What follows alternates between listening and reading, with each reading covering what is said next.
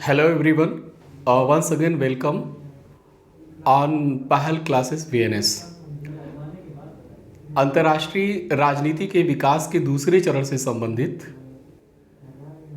VNS पहल VNS class में आप सबका स्वागत है। आज के क्लास में हम देखेंगे कि अंतर्राष्ट्रीय राजनीति का विकास द्वितीय चरण में किस तरह से हुआ।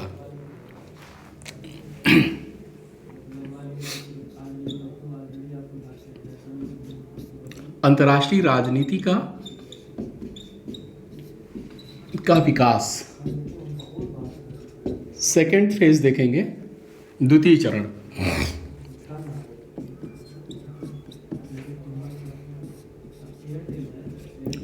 ये है सेकेंड फेज, इसको बोलते हैं इंटरवार पीरियड। इंटरवार पीरियड यानी इंटरवार पीरियड का मतलब हो गया 1919 से लेकर के 1939 तक, यानी 1919 में विश्व युद्ध फर्स्ट समाप्त होता है और 1939 में द्वितीय विश्व युद्ध शुरू होता है। तो बीच के जो 20 वर्ष हैं, इस दौर में, इस चरण में, इस अवधि में देखेंगे कि अंतर्राष्ट्रीय राजनीति का विकास किस तरह से हो रहा है। इंटरवार पीरियड, या आप कह सकते हैं इसे दो विश्व युद्धों के बीच का चरण। दो विश्व युद्धों के बीच का चरण 20 साल। देखिए हो क्या रहा है इसमें। प्रथम विश्व युद्ध हो चुका था और प्रथम विश्व युद्ध की विभीषिका को पूरी दुनिया ने देखा और इस बात की चिंता हुई कि शांति की स्थापना कैसे होगी। अंतर्राष्ट्रीय राजनीति में, विश्व राजनीति में शांति की स्थापना कैसे होगी। अंतर्राष्ट्रीय शांति की बात हो, चाहे वो क्षेत्रीय स्तर पर शांति की बात हो, international peace as well as regional peace, इसकी चिंता हुई। तो इसकी और फिर यह भी देखा गया कि मानवता है, मानव जाति को युद्धों की विभीषिका से, जो युद्ध हुए बड़े स्तर पे, इस तरह बड़े स्तर का युद्ध दोबारा न हो, तो दोबारा न हो तो वो क्यों, कैसे न हो, उसका भी प्रबंध करने का प्रयत्न किया गया। तो आप समझिए कि शांति की चिंता थी, शांति की चिंता, यह साझा चिंता बनी। आपको पहला जो अंतर्राष्ट्रीय राजनीति के विकास से संबंधित जो पहला चरण था, उसमें मैंने बताया कि यूएसए पावर हो रहा था, शक्तिशाली बन रहा था, वो पावरफुल हो रहा था। और यहाँ आते आते, इस चरण तक आते आते वो पावरफुल हो चुका था काफ़ी ज़्यादा, लेकिन अभी भी वो क्या था, यूरोप की राजनीति से या अंतर्राष्ट्रीय राजनीति से उसने अपने आप को अलग किया था। आप देखेंगे कि 1919 में लीग ऑफ नेशन की स्थापना होती है, राष्ट्र संघ, और इसके संस्थापक कौन थे, प्रेरणा कहाँ से मिली, तो वुड्रो विल्सन से। वुड्रो विल्सन अमेरिका के राष्ट्रपति थे।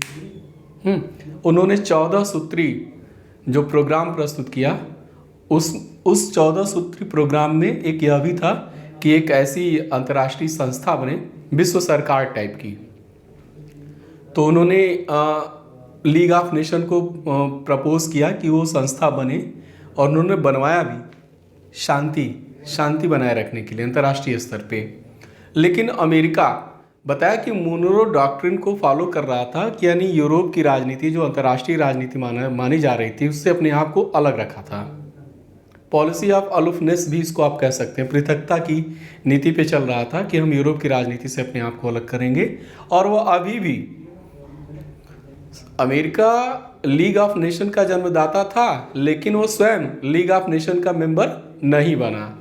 अमेरिकी जो कांग्रेस थी, सीनेट, दूसरी सदन, उसने रिजेक्ट कर दिया विल्सन के प्रस्ताव को कि अमेरिका लीग ऑफ नेशन का सदस्य बने, उसने खारिज कर दिया। इसका मतलब है कि अमेरिका अभी भी, जो यूरोपीय राष्ट्र राज्यों की राजनीति जिसे अंतर्राष्ट्रीय राजनीति कहा जा रहा था, वो अभी भी अपने आप को अलग रखा हुआ था। खैर, हम दूसरे चीज़ों की बात करें तो आप ये समझिए कि शांति की चिंता आई। आप इसी समय देखिए 1919 में एल्स यूनिवर्सिटी में, एल्स विश्वविद्यालय में वुड्रो विल्सन चेयर बना। वुड्रो विल्सन चेयर, वेल्स विश्वविद्यालय में वुड्रो विल्सन चेयर बना। क्यों बना? अंतर्राष्ट्रीय राजनीति के अध्ययन करने के लिए। और इसके दो बड़े प्रोफेसर जो थे उस समय, एक अल्फ्रेड जिमर और दूसरे जो है चार्ल्स वेबस्टर, उनको नियुक्त किया गया अंतर्राष्ट्रीय राजनीति के अध्ययन के लिए। तो इसका पर्पस क्या था? पर्पस था कि सिस्टमेटिक स्टडी, अंतर्राष्ट्रीय राजनीति का व्यवस्थित तरीके से अध्ययन किया जाए। और अध्ययन क्यों किया जाए? अध्ययन क्यों किया जाए? शांति, टू इस्टेब्लिश पीस। शांति स्थापना के लिए यह जरूरी समझा गया कि अंतर्राष्ट्रीय राजनीति में जो विविध घटनाएं घट रही हैं, उन घटनाओं के प्रति हमारी समझ कैसे विकसित हो। उन घटनाएं जो घट रही हैं अंतर्राष्ट्रीय राजनीति में, और राज्यों के जो राष्ट्र राज्य हैं उनके विदेश नीति को या उनकी जो घरेलू नीतियां हैं किस तरह से प्रभावित करती हैं। युद्ध क्यों होते हैं, युद्धों से कैसे बचा जाए। यह माना गया कि पीस क्या है, तो पीस को माना गया अब्सेंस ऑफ वार। ये माना गया कि यदि युद्ध नहीं होंगे तो शांति की स्थापना हो जाएगी।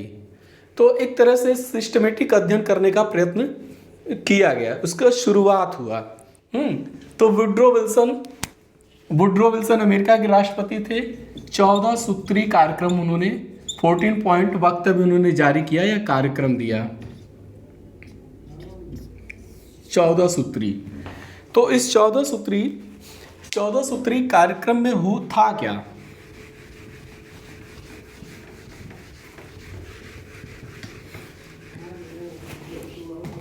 इसमें वुड्रो विल्सन के जो 14th पॉइंट प्रोग्राम थे,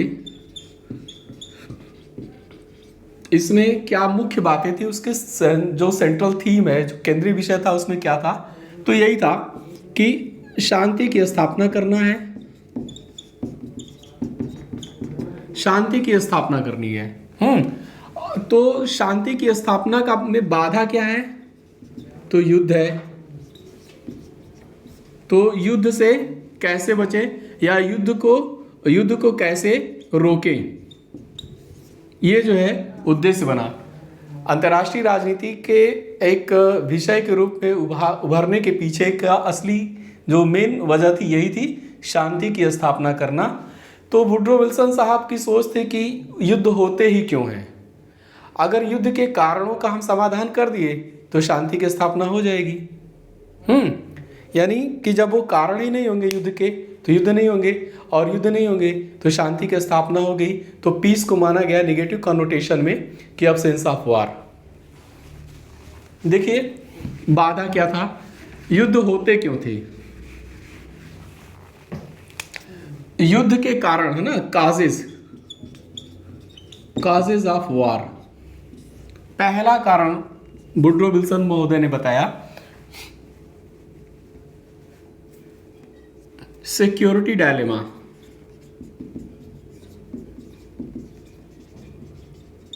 सुरक्षा दुविधा।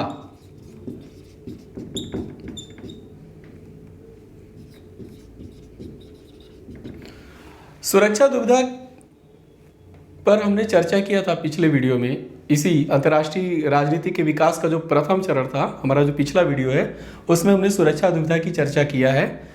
बस इतना आप समझिए कि एक राष्ट्र जब अपनी पावर को बढ़ाने की कोशिश करेगा तो दूसरा राष्ट्र भयभीत होगा, उसके पावर से क्या करेगा, वो अपने आप को असुरक्षित महसूस करेगा, तो उसका प्रतिकार करने के लिए वो भी अपने पावर को बढ़ाने का प्रयास करेगा। और फिर कहते हैं कि अंतर्राष्ट्रीय राजनीति की जो संरचना है वो अराजक है। तो इंटरनेशनल जो सिस्टम है, इंटरनेशनल सिस्टम, इसमें क्या कर रही है, एनार्की प्रिवेल कर रही है ना, एनार्की प्रिवेल कर रही है, अराजकता। अराजकता का मतलब है कि कोई विश्व सरकार नहीं है जो स्वतंत्र और संप्रभु राष्ट्र राज्यों के आचरण को मर्यादित कर सके, उन्हें नियंत्रित कर सके। तो फिर सिक्योरिटी डायलेमा है, राष्ट्रों को अपनी संप्रभुता की चिंता है। संप्रभुता यानी आंतरिक संप्रभुता, राजनीतिक सीमाएं सुरक्षित हो और आंतरिक संप्रभुता कि घरेलू जो भी पॉलिसी बनाते हैं उसमें सरकारें स्वतंत्र और संप्रभुता का यही मतलब हुआ। तो इसमें सिक्योरिटी डायलेमा आती है, अपने राष्ट्रीय जो हित है उसको प्रोटेक्ट करने के लिए नेशनल सिक्योरिटी यह एक बड़ी समस्या बनती है। तो इस समस्या इसलिए भी है कि इंटरनेशनल जो सिस्टम है उसमें क्या है, अराजकता प्रिवेल कर रही है। तो इस अराजक अवस्था में जहां कोई विश्व सरकार नहीं है कि स्वतंत्र और संप्रभु राष्ट्र राज्यों के व्यवहार को नियंत्रित कर सके, तो ऐसे में राष्ट्र राज्यों को अपनी सुरक्षा स्वयं करनी है। स्वयं, सेल्फ हेल्प कहाँ ले जाता है, बैलेंस ऑफ पावर की ओर, है ना। बैलेंस ऑफ पावर यानी शक्ति संतुलन।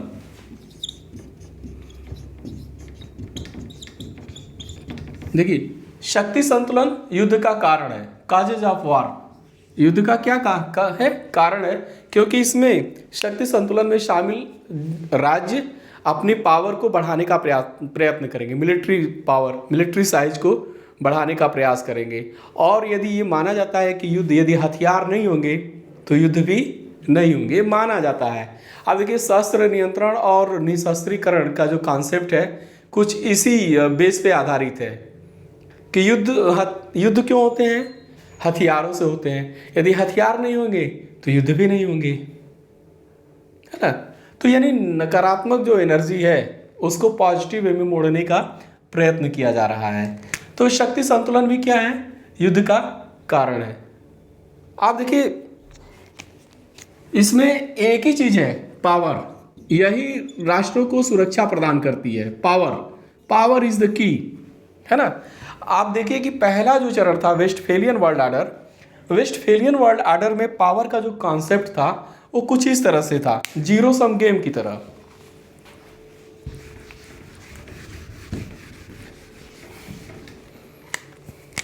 जो पावर है, पावर एक जीरो सम गेम है। जीरो मतलब होता है शून्य, सम मतलब बराबर और गेम मतलब खेल हो गया। इसका मतलब है कि यदि दो प्लेयर आमने सामने हैं तो एक को जितना लाभ होगा दूसरे को उसी अनुपात में क्या होगी, हानि होगी, है ना। यदि पुरस्कार में 100 रुपया लगा हुआ है और उसमें 2 प्लेयर हैं आमने सामने पुरस्कार में राशि, और ये राशि एक को ही मिलनी है, चाहे इससे चाहे इसे, लेकिन मान लीजिए ये वाला और ये बी है, ये विजेता हो गया तो पूरी की पूरी राशि किसकी हो गई, ए की हो गई। और बी को क्या मिला, कुछ नहीं मिला। ए पा रहा है पूरा का पूरा और बी पा रहा है, यानी ये प्लस पा रहा है और ये क्या है, माइनस है ना। इसको कुछ नहीं, इसको लॉस हुआ और इसको क्या हुआ, गेन हुआ ना। अब आप दोनों को जोड़ेंगे, +100 और -100, क्या हो गया, 0 हो गया, हुआ कि नहीं हुआ, 0। तो ये जीरो सम गेम है। इसका मतलब है कि एक को जितना लाभ होगा दूसरे को उसी अनुपात में हानि होगी। यदि एक जितना शक्तिशाली होगा उसका राइवरली या उसका जो है उसके सामने वाला उतना ही ज़्यादा क्या होगा, कमज़ोर होगा। तो ये पावर का कॉन्सेप्ट था और वो अभी भी चल रहा था। तो दूसरे चरण में यही था, सिक्योरिटी डायलेमा के पीछे यही था कि जो पावर का जो कॉन्सेप्ट है, पावर ये जीरो सम गेम की तरह थी, ठीक है। तो इससे बचने के लिए बैलेंस ऑफ पावर और हथियार और ज़्यादा से ज़्यादा होंगे और हथियार युद्ध का कारण बनते थे। असल में युद्ध का कारण हथियार नहीं है, युद्ध का असल में कारण क्या है, राष्ट्रीय हितों की सुरक्षा है। पावर तो एक साधन है और आप कभी कभी शक्ति की स्पृहा इतनी ज़्यादा तीव्र हो जाती है कि शक्ति साधन के बजाय साध्य भी होने लगती है। आपका नेशनल इंटरेस्ट यानी आपके राष्ट्रीय हित का क्षितिज का जितना विस्तार होगा, मान लीजिए भारत है, भारत के हित अभी दक्षिण एशिया तक है। भारत के यदि राष्ट्रीय हित का विस्तार होगा, साउथ चाइना सी तक चला जाए, आसियान देशों तक, अफ्रीका में चला जाए, लैटिन अमेरिका में चला जाए, यूरोप में चला जाए, तो भारत की सुरक्षा भी क्या होगी, उसको अपनी सुरक्षा के लिए भी ज़्यादा प्रयत्न करने पड़ेंगे। सुरक्षा के चाक चौबंद पूरी दुनिया भर में फैलाने पड़ेंगे, तो उस संसाधनों पे दबाव तो पड़ेगा ना। तो भारत को अभी यदि दक्षिण एशिया तक सीमित है भारत, तो उसकी सुरक्षा आवश्यकताएं दक्षिण एशिया तक सीमित हैं। लेकिन यदि भारत के हितों का वैश्विक स्तर पर विस्तार हो रहा है, तो फिर भारत के हितों को वैश्विक स्तर पर खतरा भी होगा। तो वैश्विक स्तर पे जब यदि भारत को खतरा होगा, तो भारत अपने हितों की सुरक्षा कैसे करेगा? पावर, शक्तिशाली होगा तभी तो अपने हितों की सुरक्षा कर पाएगा। दैट्स वाई पावर अब और अधिक से अधिक शक्तिशाली होने का प्रयत्न करेगा। जितना ज़्यादा शक्तिशाली होगा, अपने हितों की सुरक्षा उतना ही ज़्यादा करेगा, और जितना ज़्यादा अपने राष्ट्रीय हितों की सुरक्षा करेगा, वैश्विक हितों की, वो और ज़्यादा पावरफुल होगा। तो शक्ति आप देखें दोनों काम कर रही है। एक तरफ राष्ट्रीय हितों की सुरक्षा का वो साधन है, तो दूसरी तरफ वो साध्य भी है। मार्गेंथाउ के लिए, जो यथार्थवादी राजनीतिक विचारक हैं, विद्वान हैं, उनके लिए यही है कि शक्ति साध्य और साधन दोनों है। सिक्योरिटी डायलेमा क्या है? युद्ध का कारण है। ठीक है, तो अब देखिए सिक्योरिटी डायलेमा युद्ध का कारण है, तो ये इससे कैसे बचा जाए? सिक्योरिटी डायलेमा का विकल्प क्या होगा?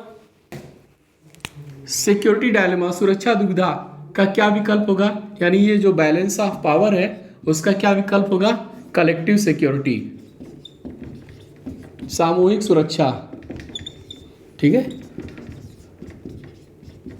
सामूहिक सुरक्षा, सामूहिक सुरक्षा यानी one for all and all for one. इसका मतलब है कि सामूहिक सुरक्षा व्यवस्था में जितने भी राज्य शामिल हैं, यदि किसी एक के ऊपर भी कोई किसी भी तरह का खतरा मंडराता है, तो बाकी बचे हुए राज्य मिल करके उस आक्रमणकारी का मुकाबला करेंगे और उस टारगेट राज्य के हितों की सुरक्षा करेंगे। सामूहिक सुरक्षा व्यवस्था।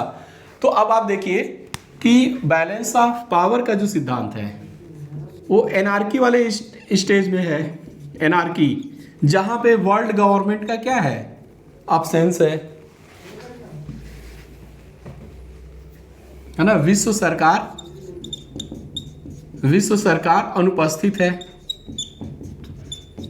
ना, अनुपस्थित है। अब इसमें क्या है? लीग ऑफ नेशन आ रही है। लीग ऑफ नेशन यानी राष्ट्र संघ, राष्ट्र संघ। ठीक है, अब ये क्या है? एक टाइप ऑफ वर्ल्ड गवर्नमेंट है ना, विश्व सरकार की जैसी है राष्ट्र संघ। इसका मतलब है एनार्की के जगह पे क्या होगा? एक ऑर्डर आएगा, है ना, एक ऑर्डर आएगा। राष्ट्र संघ क्या लेके आएगा? एक ऑर्डर, व्यवस्था। ठीक है, लीग ऑफ नेशन क्या लेके आएगा? व्यवस्था, ऑर्डर। आप देखिए शक्ति संतुलन का सिद्धांत एनार्की की अवस्था में काम कर रहा है, और लीग ऑफ नेशन उस एनार्की को रिप्लेस करके क्या लाएगी? ऑर्डर। क्योंकि ये कलेक्टिव सिक्योरिटी, सामूहिक सुरक्षा के सिद्धांत पे लीग ऑफ नेशन काम करेगी। तो आप समझिए, अगर ऐसा होगा तो एक जो सिक्योरिटी डायलेमा है, जो राष्ट्रों की दुविधा है सुरक्षा के प्रति, जब इसके सदस्य बनेंगे, सामूहिक सुरक्षा व्यवस्था में आएंगे, तो उनकी दुविधा क्या होगी? दूर होगी। नंबर एक। दूसरा कारण देखिए,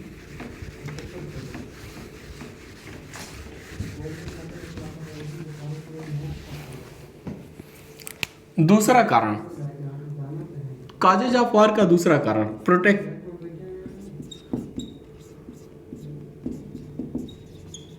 प्रोटेक्शनिस्ट पॉलिसी।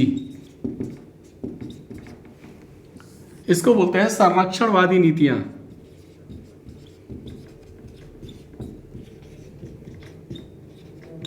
आप ये संरक्षणवादी नीतियां, अब आप समझिए संरक्षणवादी नीतियां क्या है?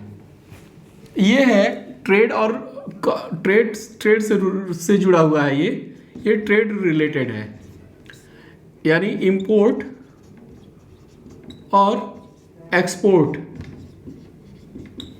आयात और निर्यात।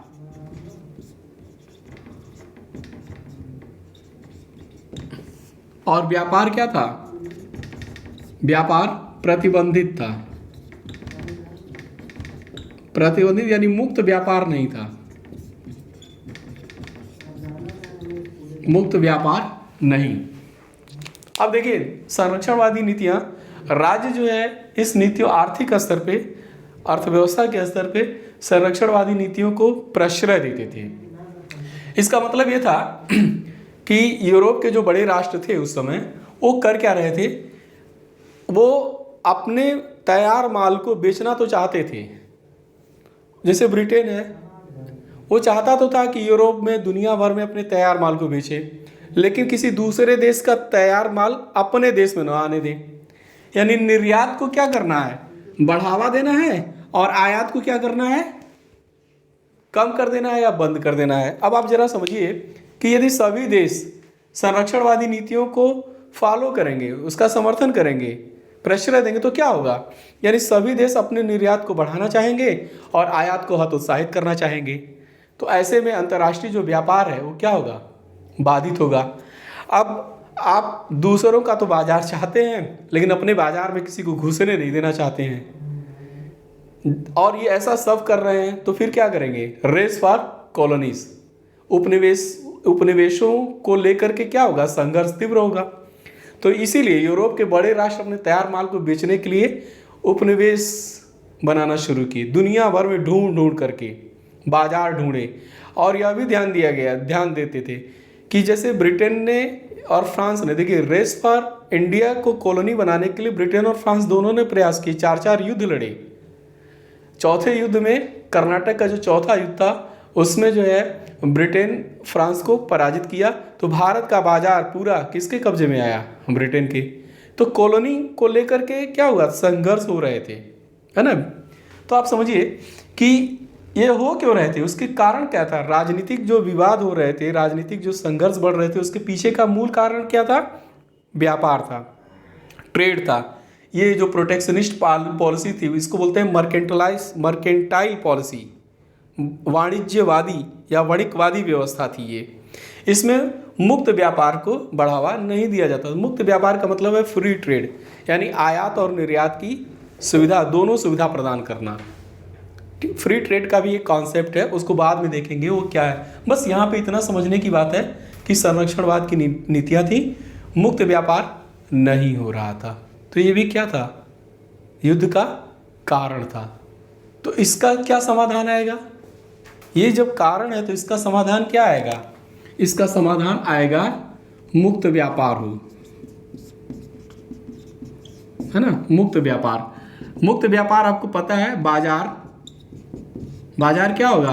बाजार का जो पावर है वो क्या होगा, बढ़ेगा। बाजार का पावर क्या होगा, बढ़ेगा। जो निजी प्लेयर है, पूंजीपति हैं, निजी या पूंजीपति, इनका जो पावर है वो क्या होगा, बढ़ेगा। ठीक है। मुक्त व्यापार, आयात और निर्यात पे क्या होगा, प्रतिबंध नहीं होगा, प्रतिबंध नहीं होगा। ये है मुक्त व्यापार। अगर मुक्त व्यापार होगा तो टकराहट का कारण, टकराहट नहीं होंगे राज्यों के बीच में।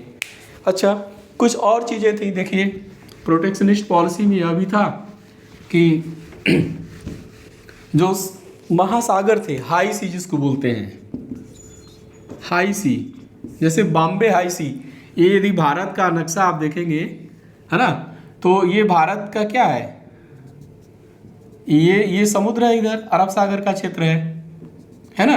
ये महाराष्ट्र के इलाके बॉम्बे है, ये सीमा 12 है ना, कहते हैं ना 12, ये इसको आप समझिए 12 नाटिकल जो समुद्री सीमा है। उसके बाद आप इधर आ जाएंगे तो ये 200 किलोमीटर का क्या है, 200 जो ये समुद्री नाटिकल माइल्स है, ये क्या है, स्पेशल इकोनॉमिक जोन है, स्पेशल इकोनॉमिक जोन। ये भारत की ये क्षेत्रीय सीमा है, ये अनन्य सीमा है। यानी भारत की जो संप्रभुता है समुद्र में कहाँ तक है, यहाँ तक है। इसके बाद का जो एरिया है वो क्या है, उच्च सागर है।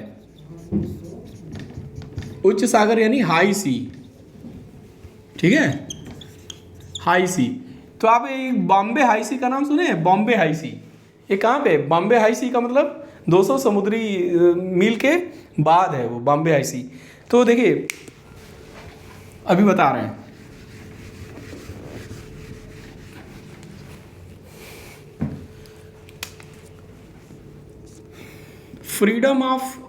Freedom of navigation, freedom of navigation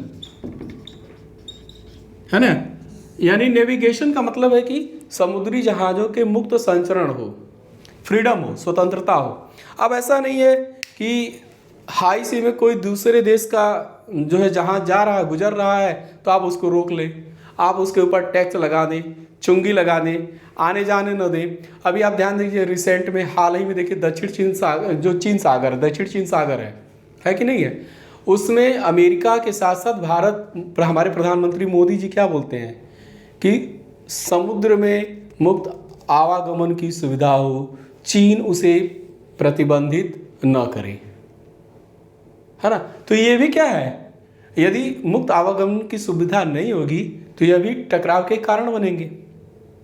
तो टकराव के कारण न बने इसलिए freedom of navigation on high sea हो, है ना, इन हाई सी, ठीक है। यानी उच्च सागर में क्या हो, मालवाहक जो जहाज हैं उनके मुक्त संचालन की क्या हो, स्वतंत्रता हो, आज़ादी हो। ये हो गया आपका freedom of navigation in high sea. अब आप समझिए एक चीज़ और देखिए, दो कारण हो गए, तीसरा कारण देखिए, डिक्टेटरशिप गवर्नमेंट।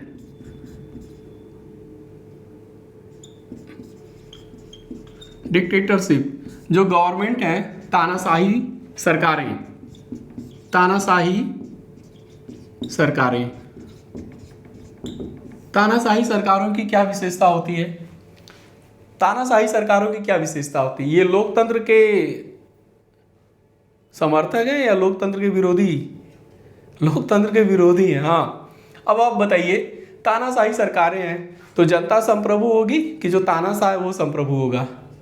तो जो तानाशाह होगा उसका हित संकीर्ण होगा कि व्यापक? संकीर्ण होगा। जनता का हित क्या होगा? व्यापक होगा। तो इसलिए डिक्टेटरशिप गवर्नमेंट के बजाय क्या होना चाहिए, इसको रिप्लेस करेंगे तो लोकतांत्रिक सरकारें हों, लोकतांत्रिक सरकारें। लोकतांत्रिक जब सरकारें बनेंगी तो फिर क्या होगा, जनता का पहरा हो जाएगा, जो शासक है, जो रूलर है, उसके ऊपर जनता का पहरा होगा, क्योंकि जनता संप्रभु है। रूसों की पॉपुलर सॉवरेंटी, पॉपुलिस्ट सॉवरेंटी, लोकप्रिय संप्रभुता, लोकतंत्र में जनता जनार्दन होती है, जनता की इच्छा को ही शासक वर्ग या सरकार को पूरा करना होता है। और यह माना जाता है कि युद्ध का जो निर्णय है, क्या युद्ध का निर्णय कौन लेते हैं? जल्दी जल्दी डिक्टेटर लेते हैं, है ना। और लोकतांत्रिक सरकारें क्या करती हैं? युद्ध का निर्णय लेने में संकोच करती हैं, ना, संकोच करती हैं। क्यों? क्योंकि जो जनता है, जनता का दबाव किसके ऊपर होता है? शासकों के ऊपर। शासकों पर क्या है? जनता का पहरा है। जनता प्रायः शांति प्रिय होती हैं, वो युद्ध जैसे हालात या युद्ध पसंद नहीं करती हैं, है ना। ये सरकारें होती हैं, शासक वर्ग होता है जो युद्ध का निर्णय लेता है।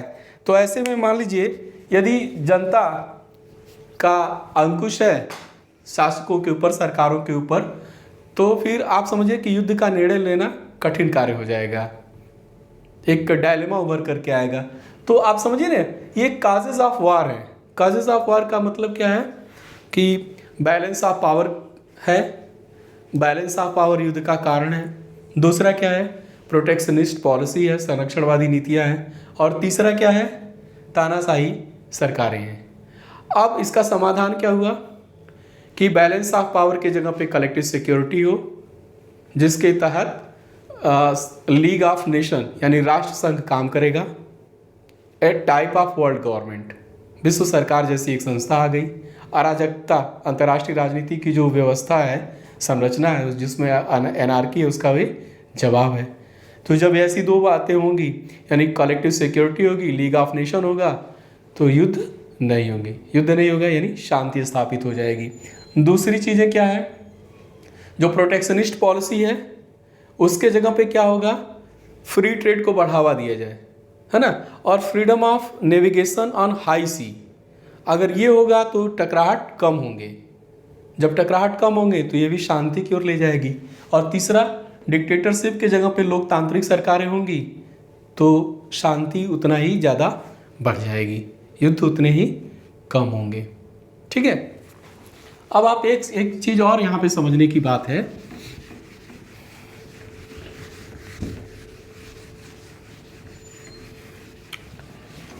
इंटरवार पीरियड, इसको बोला गया, वुड्रो विल्सन जो एक विश्व व्यवस्था लेके आए, वुड्रो विल्सन, है ना, एक ऐसे विश्व व्यवस्था की जो परिकल्पना थी उसको बोलेंगे उदारवादी विश्व व्यवस्था। कैसी विश्व व्यवस्था थी, लिबरल वर्ल्ड ऑर्डर। ठीक है, उदारवादी विश्व व्यवस्था, इसने जो है वेस्टफेलियन विश्व व्यवस्था को रिप्लेस करने का काम किया। वेस्टफेलियन वर्ल्ड ऑर्डर, इसको जो है लिबरल वर्ल्ड ऑर्डर, इसके माध्यम से इसे प्रतिस्थापित करने का काम करने का काम किया। किसने शुरुआत करी, वुड्रो विल्सन ने। वुड्रो विल्सन ने सोचा कि हम जो लिबरल वर्ल्ड ऑर्डर लेके आ रहे हैं वो क्या करेगी, वेस्टफेलियन वर्ल्ड ऑर्डर को रिप्लेस कर देगी, ख़त्म कर देगी।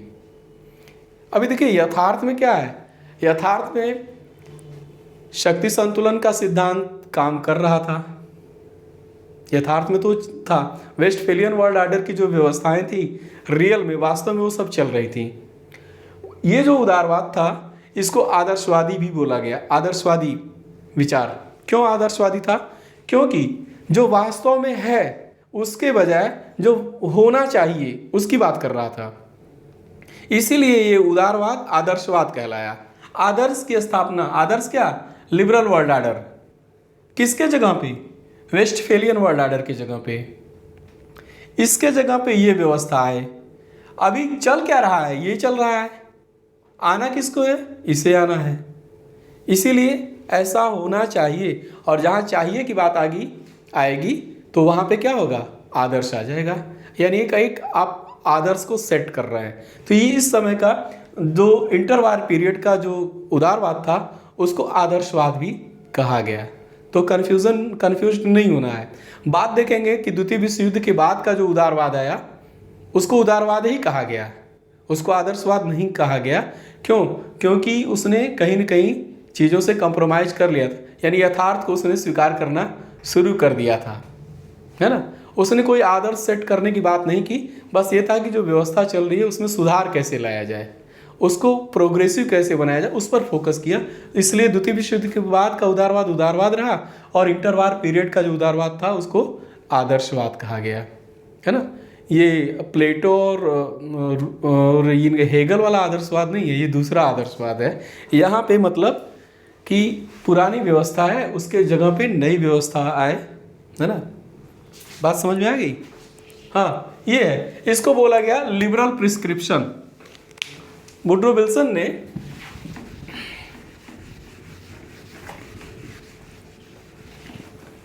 तो जो विल्सन महोदय हैं, वुड्रो विल्सन, है ना, लिबरल प्रिस्क्रिप्शन दिया, लिबरल प्रिस्क्रिप्शन।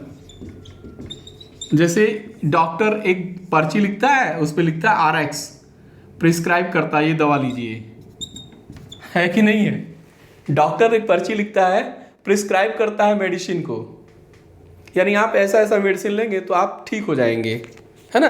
तो उसी तरह वुड्रो विल्सन ने ये लिबरल प्रिस्क्रिप्शन दिया लिबरल वर्ल्ड ऑर्डर का, कि आप ऐसा ऐसा चीज़ें करेंगे, है ना, तो फिर क्या होगा, शांति की स्थापना हो जाएगी।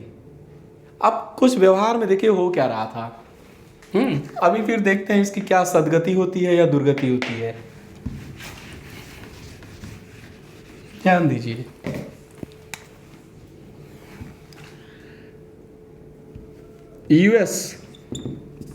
यूएसए ने लीग ऑफ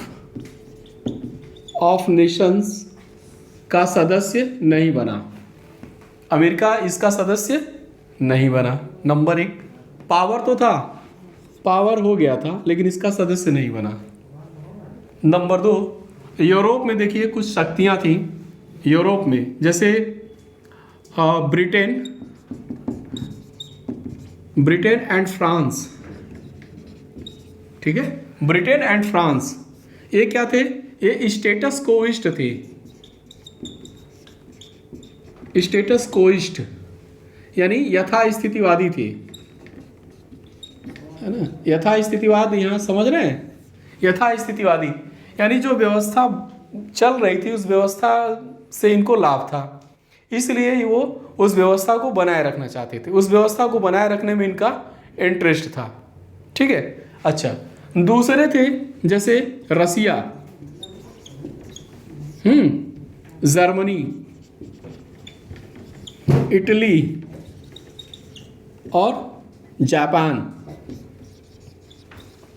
ये सब क्या थे, ये सब जो है रिविजनिस्ट पावर थे, रिविजनिस्ट थे, यानी व्यवस्था को बदलने वाले थे। अब आप समझिए, एक तरफ ब्रिटेन और फ्रांस स्टेटस कोइस्ट थे, दूसरी तरफ ये जो देश थे उस व्यवस्था को बदलना चाह रहे थे, और एक तरफ अमेरिका था, पावरफुल हो गया था, जापान भी एशिया से पावरफुल था। तो आप समझिए कि टकराहट होगा कि नहीं होगा, ये सीरियस इम्बैलेंस ऑफ पावर था, ये कोई बैलेंस ऑफ पावर नहीं था, एक गंभीर किस्म की जो है शक्ति असंतुलन की अवस्था थी। अब आप समझिए कि लीग ऑफ नेशन ने काम क्यों नहीं किया, क्योंकि यहाँ पे सबके इंटरेस्ट क्या हैं, अलग अलग हैं। सामूहिक सुरक्षा व्यवस्था वास्तव में कभी ठीक से लागू ही नहीं की जा सकी, इसी वजह से लीग ऑफ नेशन फेल कर गया। इनफैक्ट वुड्रो विल्सन का जो 14th पॉइंट प्रोग्राम था, जिसको लिबरल प्रिस्क्रिप्शन कहा गया, वो लिबरल प्रिस्क्रिप्शन फेल कर गया। क्यों फेल कर गया, क्योंकि जो राज्य थे अभी भी पुराने पॉलिटिक्स को फॉलो कर रहे थे, जो पुरानी नीतियाँ अपनाए थे वेस्टफेलियन वर्ल्ड आर्डर से, जो लेके चले आ रहे थे पुरानी पॉलिसीज, उस पॉलिसी से अभी भी वो चिपके हुए थे, उससे वो निकल नहीं पाए। क्यों, क्योंकि जो शक्ति जो लाभ लेकर आती है वो लाभ वास्तव में ठोस होते हैं, उन ठोस लाभों को कोई भी छोड़ना नहीं चाहता है ना। इसीलिए देखिए कॉलोनीज के रेस में ये पिछड़ रहे थे, जर्मनी, इटली, जापान, रसिया और Britain, France, Belgium, Spain, Portuguese, colony Dutch, ये सब कॉलोनी क्या कर रहे थे, हथियार रहे थे, और ये सब पिछड़े हुए थे। और ये जब पावरफुल हुए तो रिविजनिस्ट पावर कहलाए, यानी व्यवस्था को बदलना चाहते थे। अमेरिका अभी भी क्या था, ये जो अंतर्राष्ट्रीय राजनीति थी, यूरोपीय राष्ट्र राज्यों की राजनीति, उससे अभी भी अपने आप को अलग किया हुआ था। इसका प्रमाण है कि वो लीग ऑफ नेशन का सदस्य नहीं बना। इतनी सी बात आ गई समझ में। तो बात इतनी सी है कि एक चीज़ और है इसमें ध्यान देने की बात है कि जो औपनिवेशिक जो देश उपनिवेश जो थे वहाँ पे आप देखिए तो 1919 के बाद से, है ना, जो प्रथम विश्व युद्ध शुरू होता है 1914, और उसके बाद जब 1919 में समाप्त होता है, तो इन कॉलोनीज में क्या था, नेशनल मूवमेंट शुरू हुए थे। नेशनल मूवमेंट, है ना, राष्ट्रीय आंदोलन। जो उपनिवेश थे वहाँ पे राष्ट्रीय आंदोलन चलना शुरू हो गए थे, यानी औपनिवेशिक दासता के खिलाफ क्या था, प्रतिरोध था, राष्ट्रवादी असरसन था वो। और भारत में ही नहीं, पूरी दुनिया में जहाँ जहाँ उपनिवेश थे हर जगह राष्ट्रवादी किस्म के राष्ट्रीय आंदोलन चल रहे थे। राष्ट्रीय आंदोलन के पीछे की सोच क्या थी? नेशनल सेल्फ डिटर्मिनेशन, राष्ट्रीय आत्मनिर्णय का अधिकार। हम किस तरह का राज्य बनाएंगे, हम किस तरह की सामाजिक आर्थिक व्यवस्था चलाएंगे, इसका निर्णय, इसका निर्धारण करने का अधिकार किसको होगा? उस राष्ट्र विशेष की जनता को होगा। ये था इसके पीछे, यानी भारत का हित कैसे चलेगा, भारत की सामाजिक आर्थिक राजनैतिक धार्मिक पहचान या इस तरह की व्यवस्था कैसे चलेगी, इस बात का निर्धारण कौन करेगा? भारत के लोग करेंगे, ये ब्रिटिशर्स नहीं होंगे। तो इस तरह की सोच जो है, जो राष्ट्रीय आंदोलन थे, उन आंदोलनों के पीछे दिखती थी। तो एक तरह से औपनिवेशिक दास्ता से मुक्त होने के लिए आंदोलन चल रहे थे। तो इसका भी असर जो है अंतर्राष्ट्रीय राजनीति पे पड़ रहा था, औपनिवेशिक शक्तियों पे इसका असर पड़ रहा था। लेकिन अभी भी औपनिवेशिक शक्तियां क्या कर रही थी? राष्ट्रीय आंदोलनों को कमजोर करने की नीति पे चल रही थी। अभी ये हार नहीं माने थे, अभी ये उपनिवेशों को छोड़ना नहीं चाहते थे। तो ये टकराहट का कारण मैंने बताया ना अभी कुछ देर पहले कि अभी भी जो राष्ट्र राज्य थे, बड़े औपनिवेशिक शक्तियां थी, वो अभी भी पुराने नीतियों से चिपकी हुई थी, है ना। इसीलिए वुड्रो विल्सन का जो 14 सूत्री जो कार्यक्रम था, जिसको लिबरल प्रिस्क्रिप्शन कहा गया, उदारवादी दवाई, वो फेल कर गया। कारण इसका यही था। आप देखिए, 2 विश्व युद्धों के बीच का जो इतिहास लिखा है, एक इतिहासकार थे E.H. कार।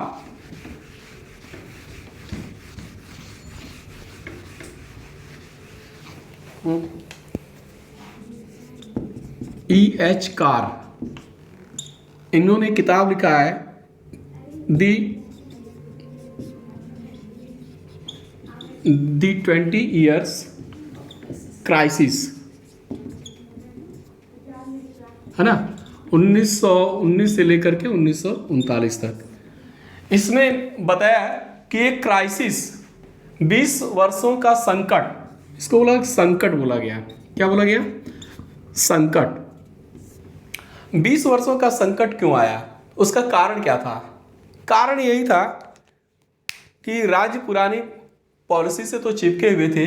संकट का असली कारण था वुड्रो विल्सन का आदर्शवाद। उस आदर्शवाद में एक तत्व की उपेक्षा की गई थी। आपको पता है, मैंने क्लासेस में, पिछले क्लासेस में बताया है कि अंतर्राष्ट्रीय राजनीति का सार तत्व क्या है? पावर। अंतर्राष्ट्रीय राजनीति में कोई भी राज्य आता है तो अपने राष्ट्रीय शक्ति को बढ़ाना चाहता है, पावर को क्या करना चाहता है? बढ़ाना चाहता है। और उस आदर्शवाद में पावर के तत्व की उपेक्षा कर दी गई थी, है ना। यानी शक्ति के तत्व की अनदेखा करके कोई भी व्यवस्था बनाएंगे तो टिकाऊ होगी? नहीं होगी। इसका मतलब आप समझते हैं, वुड्रो विल्सन साहब जो रोग था, रोग कुछ और था और दवा कुछ और लेके आ गए थे। थोड़ा वो आशावाद से भरे हुए थे, इसीलिए वो आदर्शवादी भी कहला ना। वो कुछ ज़्यादा ही आशावादी हो गए थे, जबकि अभी सिचुएशन इस तरह की थी नहीं। तो क्राइसिस में क्या था? इसमें E.H. कार ने बोला कि power will never lose her relevance. Power अपनी प्रासंगिकता कभी भी नहीं खो सकती। रियलिज्म, ये यथार्थवादी विचारक थे। Realism is the timeless wisdom. कैसा विजडम है? Timeless wisdom.